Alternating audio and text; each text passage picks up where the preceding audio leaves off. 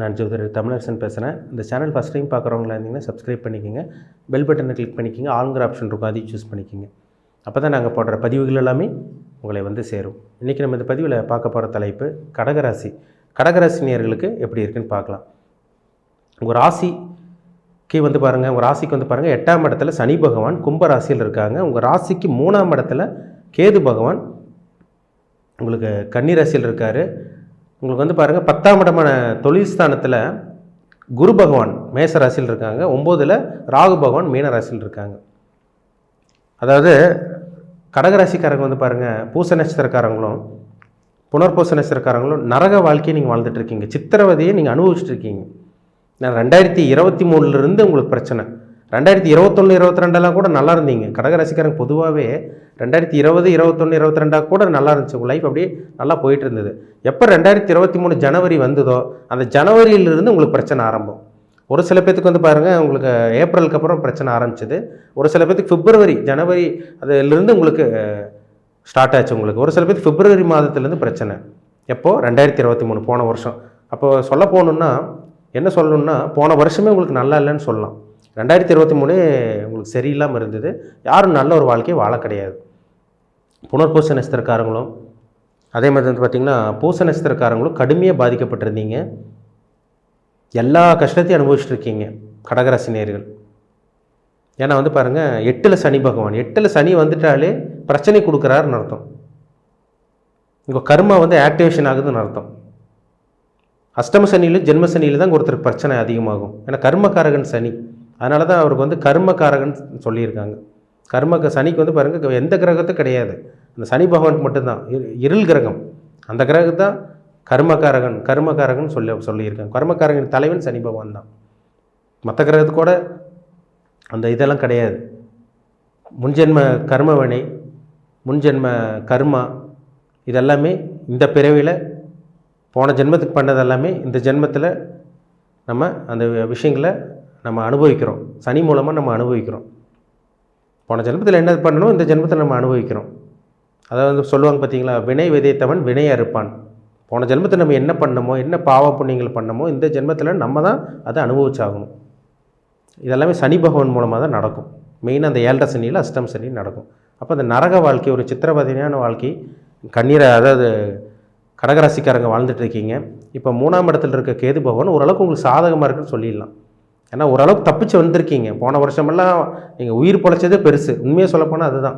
கடகராசிக்காரங்களாம் சொல்கிறாங்க, உடம்புல உயிர் மட்டும்தாங்க சார் இருக்குது, எல்லாத்தையும் இழந்துட்டோம், நடக்கக்கூடாதெல்லாம் நடக்குது, கெட்டது நல்ல வாழ்க்கை போயிட்டு இருந்து திடீர்னு கெட்டது நடக்குது, சம்மந்தமே இல்லாமல் எங்களை அசிங்கப்படுத்துகிறாங்க, அவமானப்படுத்துகிறாங்க, நிறைய நம்பிக்கை துரோகம் செய்கிறாங்க, எங்களுக்கு கூட இருந்து குளிப்பறிக்கிறதே எங்கள் கூட இருக்கவங்க தான், நண்பர்கள் தான், இத்தனை வருஷமாக நல்லா பழகுனாங்க, அவங்களோட சுயரூபம் எங்களுக்கு இப்போ தான் தெரிஞ்சுது, இப்போ தான் எங்களுக்கு தெரிஞ்சுதுங்கிற மாதிரி நிறைய கடகராசிக்காரங்க போன வருஷம் சொன்னீங்க 2023.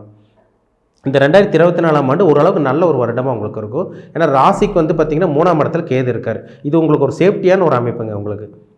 ஏன்னா போன பிறவியில் பார்த்திங்கன்னா நம்ம என்ன பண்ணமோ அதெல்லாமே நமக்கு யாருக்கு தெரியாது என்ன பண்ணாங்கன்னு.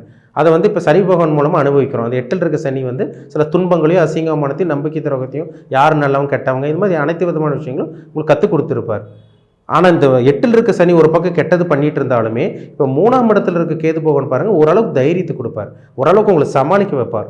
அப்போ இந்த வருடம் ஒரு நல்ல ஒரு வருடமாக உங்களுக்கு இருக்கும். சமாளிப்பீங்க, இப்படியே சமாளிப்பீங்க நீங்கள். ஆனால் 2023 பட்ட கஷ்டம் உங்களுக்கு 2024 உங்களுக்கு இருக்கவே இருக்காது. ஆனால் ஆயில்ய நட்சத்திரக்காரங்க கொஞ்சம் கவனமாக இருக்கணும், சரிங்களா? ஏன்னா விதி விலக்கு ஒவ்வொருத்தருக்கும் ஒவ்வொரு மாதிரி நடக்கும். இப்போ போன 2023 பாருங்கள், பூச நட்சத்திரக்காரங்களும் புனர்பூச நட்சத்திரக்காரங்களும் பாதிப்பில் இருந்தீங்க. அவங்க வந்து ஓரளவுக்கு இந்த வருஷம் தப்பிப்பீங்க. ஆனால் ஆயில்ய நட்சத்திரக்காரங்க இந்த 2024 பாதிக்கப்படுவாங்க. அதனால் நீங்கள் கவனமாக தான் இருந்தாகணும், சரிங்களா? இப்போ 3ல் இருக்க கேது ஓரளவுக்கு உங்களுக்கு சமாளிக்க வைப்பார், ஒரு தன்னம்பிக்கை கொடுப்பார். எவ்வளவோ கஷ்டம் வந்தாலும், எவ்வளவோ பிரச்சனைகள் நமக்கு சுற்றி வந்தாலுமே சரி பார்த்துக்கலாம், எதாக இருந்தாலும் பார்த்துக்குவோம், சமாளிப்போம், நம்ம விதிப்படி தான் நம்ம வாழ்க்கை போகும்போது தெரியுது, சரி சமாளித்து தான் பார்ப்போம், யாரையும் நம்ம எதாக இருந்தாலும் நம்ம ஃபேஸ் பண்ணி தான் ஆகணும், இப்படிங்கிற ஒரு தைரியம் உங்களுக்கு கிடைக்கும் உங்களுக்கு, சரிங்களா? அந்த தைரியத்தை 3ஆம் இடத்துல இருக்க கேது ஏற்படுத்தி கொடுப்பார். உங்களுக்கு குரு பயிற்சியும் நடக்கும், சரிங்களா? அப்போ உங்களுக்கு குரு பயிற்சியும் உங்களுக்கு மே மாதம் 1ஆம் தேதியில் குரு பயிற்சி நடந்துடும். மே மாதம் 1ஆம் தேதி 2024 குரு பயிற்சி நடக்கும். அதாவது திருக்கணித பஞ்சாங்கப்படி உங்களுக்கு மே மாதம் ஆரம்ப பகுதியில் உங்களுக்கு குரு பயிற்சி நடக்கும். அந்த குரு பகவான் உங்கள் ராசிக்கு 11ஆம் இடமான லாபஸ்தானத்துக்கு ரிஷபராசிக்கு வர்றாருங்க. உங்களுக்கு குரு பகவான் யார்? உங்களுக்கு யோகாதிபதி, உங்களுக்கு பாக்கியாதிபதி அவர் தான். கோச்சாரத்தில் வந்து பாருங்கள், குரு, ராகு, கேது, சூரியன், சந்திரன், செவ்வாய், புதன், சுக்கிரன் இந்த கிரகத்தெல்லாம் விடவே சனி பகவானோட தாக்கம் தான் அதிகமாக இருக்கும். அப்போ அந்த சனி பகவான் கொடுக்கக்கூடிய அந்த கெடுபலன்கள், அந்த கெட்ட விஷயங்கள், அந்த கொடுமையான விஷயங்கள் எல்லாம் இந்த 3ஆம் இடத்துல இருக்க கேது பகவானும் 11ஆம் இடத்துக்கு வரக்கூடிய குரு பகவானும் உங்களை சமாளிக்க வைப்பாங்க. அப்போ உங்களுக்கு 9ஆம் அதிபதி வந்து பார்த்தீங்கன்னா உங்களுக்கு 6ஆம் அதிபதி, உங்களுக்கு 9ஆம் அதிபதி குரு. அவர் வந்து பாருங்கள் 11ஆம் இடமான லாபஸ்தானத்துக்கு வரனால தந்தை மூலமாக லாபம் கிடைக்கும், பூர்வீக சொத்து ஒரு சில பேர்த்துக்கு கிடைக்கும், ஒரு சில பேருக்கு நல்ல வேலை கிடைச்சிருங்க. இந்த காலகட்டங்கள் பயன்படுத்திங்க. ஏன்னா வேலையே இல்லாமல் நிறைய கடகராசிக்காரங்க இருக்கீங்க, சித்திரவதை அனுபவிச்சுட்டு இருக்கீங்க. வேலை செய்கிற இடத்துல உங்களுக்கு நிம்மதியே கிடையாது. உங்களை நல்லா வேலை பார்க்க விடாமல் உங்களை நிறைய பேர் தடுத்துட்டு இருக்காங்க. உங்களோட முன்னேற்றத்தை பார்த்து அவங்களாம் பொறாமப்பட்டு இருக்காங்க. உங்களை வளர்ச்சி நீங்கள் அடுத்த கட்டத்துக்கு போக விடாமல் உங்களை வளர்ச்சி அடையாமல் உங்களை தடை செஞ்சுட்டு இருக்காங்க. இதுதான் உண்மை. மேலதிகாரிகள் நீங்கள் செய்கிறது பிடிக்கல, உங்கள் கூட வேலை செய்கிறவங்களுக்கு நீங்கள் செய்கிறது பிடிக்கல. ஆனால் நீங்கள் நல்லா தான் செய்கிறீங்க, அடுத்தவங்க வேறு மாதிரி புரிஞ்சுக்கிறாங்க, தப்பாக சொல்கிறாங்க. அவங்க தான் உங்களை முதுகில் குத்துறாங்க, அவங்க தான் உங்கள் குழிப்பறிக்கிறாங்க, உங்கள்கிட்ட நல்லவங்க மாதிரி பழகிறாங்க. ஆனால் அந்த பக்கம் போகும்போது அவங்க சுயரூபமே வேறு மாதிரி போயிட்டுருக்கு. இப்படி தான் கடகராசினியர்களோட வாழ்க்கை போயிட்டுருக்கு. அதனால் இந்த வருடம் நீங்கள் எதையாக இருந்தாலும் சமாளிப்பீங்க, கவலைப்பட வேண்டாம், மனசை விட்டுற வேண்டாம், தைரியத்தை விட்டுறாதீங்க, தன்னம்பிக்கை இழக்காதீங்க. ஒரு மனுஷனுக்கு வந்து தைரியம் முக்கியம், தன்னம்பிக்கை முக்கியம். தைரியத்தை இழந்து தன்னம்பிக்கை இழந்துட்டிங்கன்னா நீங்கள் ஒன்றுமே கிடையாது, அப்படியே வீட்டில் உட்கார வேண்டியது தான். தைரியம் இல்லாதவங்க, தன்னம்பிக்கை இல்லாதவங்களாம் பாருங்கள், அவங்களால சுயமாக சிந்தித்து செயல்பட முடியாது, எப்பவுமே கோழையாக இருப்பாங்க, அடுத்தவங்களை குறை சொல்லிகிட்டே இருப்பாங்க, ஒரு தன்னம்பிக்கை அவங்களுக்கு இருக்காது. வாழ்வா சாவாங்கிற மாதிரி அவங்க வாழ்க்கை போகும், தற்கொலை எண்ணங்கள் வரும். அதனால் இந்த காலகட்டங்களில் நீங்கள் தைரியமாக இருக்கணும், உங்கள் கையில் தான் இருக்குது. ஏன்னா 3ல் கேது இருக்கார், அவர் தைரியஸ்தானத்தில் இருக்கார். ஒரு வேகத்தை கொடுப்பாரு, நீங்கள் அந்த வேகத்தை பயன்படுத்திக்கணும். ஒரு உத்வேகத்தை கொடுப்பாரு, நீங்கள் பயன்படுத்திக்கிங்க. தன்னம்பிக்கையோடு நீங்கள் போராடினீங்கன்னா நிச்சயமாக இந்த வருடம் நல்ல ஒரு வருடமாக இருக்கும். எதிர்ப்புகள் மீறி நீங்கள் ஜெயிப்பீங்க இந்த வருஷம், சரிங்களா? அதனால் இந்த வருடத்தை நல்லபடியாக பயன்படுத்திக்கிங்க. கடகராசி நேயர்கள், ஆயில் நட்சத்திரக்காரங்க மட்டும் கொஞ்சம் கவனமாக இருங்க, சரிங்களா? ஏன்னா அவங்களுக்கு சில புதிய சோதனைகள் வரும். ஏற்கனவே கஷ்டத்தில் இருக்குங்க சார், நாங்கள் ஏகப்பட்ட பிரச்சனை இருக்குது அப்படின்னு சொல்லிட்டு இருக்கவங்க இந்த வருடம் கொஞ்சம் சமாளிச்சிருவீங்க. ஏன்னா பூச நட்சத்திரக்காரங்களுக்கும் புனர்பூச நட்சத்திரக்காரங்களுக்கும் 2023 தான் பிரச்சனை. 2024 பூச நட்சத்திரக்காரங்களுக்கும் புனர்பூச நட்சத்திரக்காரங்களுக்கு புதுசாக பிரச்சனை நிச்சயமாக உருவெடுக்க போகிறது கிடையாது. நிச்சயமாக பிரச்சனை உங்களுக்கு உருவாகாது, பயப்படாதீங்க. ஆயில் நட்சத்திரக்காரங்களுக்கு தான் பிரச்சனை உருவாகும், கவனமாக இருக்கணும். இருந்தாலும் 3ஆம் இடத்துல இருக்க கேது பகவானும் 11ஆம் இடத்துக்கு வரக்கூடிய குரு பகவானும் உங்களை காப்பாற்றுவாங்க, சமாளிக்க வைப்பாங்க, சரிங்களா? உங்கள் ஜாதகத்தில் லக்னாதிபதி நல்லா இருக்கணும். லக்னாதிபதி நல்லா இருந்தால் தான் நீங்கள் நல்லா இருக்கீங்கன்னு அர்த்தம். லக்னம் கெட்டு, லக்னாதிபதி கெட்டு, ராசிநாதன் சந்திரன் கெட்டு, மற்ற கிரகங்களில் கெட்டு போச்சுன்னா அவங்க தான் சொல்லுவாங்க, சார் வாழ்க்கையை முடிஞ்சுது, நாங்கள் பிறந்ததே வேஸ்ட்டு, கடகராசியில் பிறந்திருக்கவே கூடாது, எங்களுக்கு தொடர்ந்து நல்லது நடக்க மாட்டேங்குது, கெட்டதாக எங்கள் சுற்றி நடக்குதுன்னெல்லாம் அவங்க தான் சொல்லுவாங்க. லக்னாதிபதி கெட்டு போய் ராசிநாதன் கெட்டு போனவங்க தான் பித்து பிடிச்ச மாதிரி இருப்பாங்க, குழப்பத்திலே இருப்பாங்க, அவங்களுக்கு தான் சுத்தமாக தன்னம்பிக்கையே இருக்காது.